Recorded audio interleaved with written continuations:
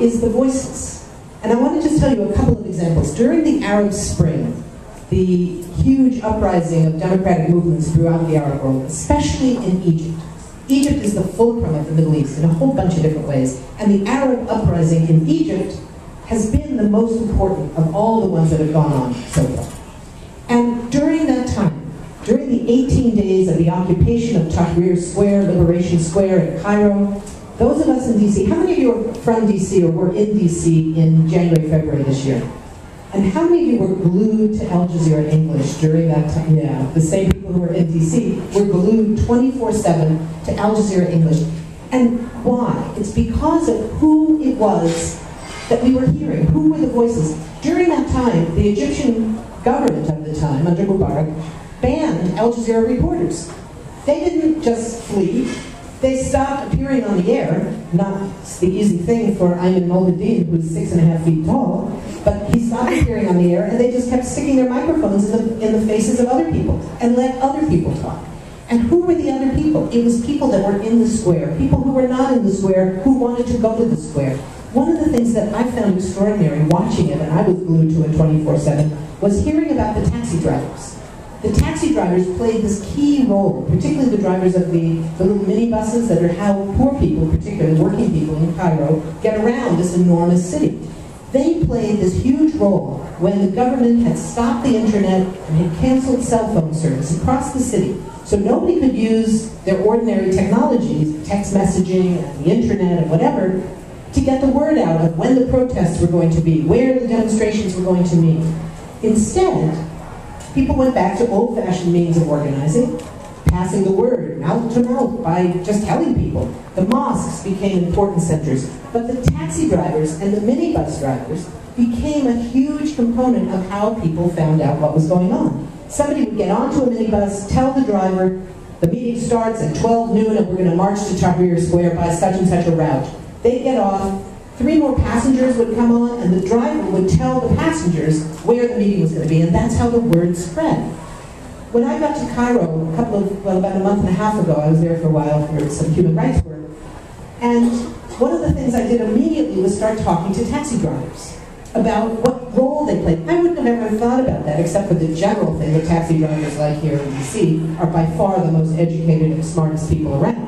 But besides that, I knew from watching Al Jazeera that it was taxi drivers that were key to the organizing, and they were so proud. They were so proud of the role they had played, and they all wanted to talk about it. It was an amazing thing. Go back 2 years earlier, the war in Gaza that began just before New Year's in 2008 and continued until January 27th of 2009. A 28-day war in which 1,400 Palestinians were killed. It was a horror show. The Israelis had banned all foreign journalists. Only Al Jazeera had people inside. Why? Not because they snuck in, because they had Gazans on staff who lived there. And that was huge.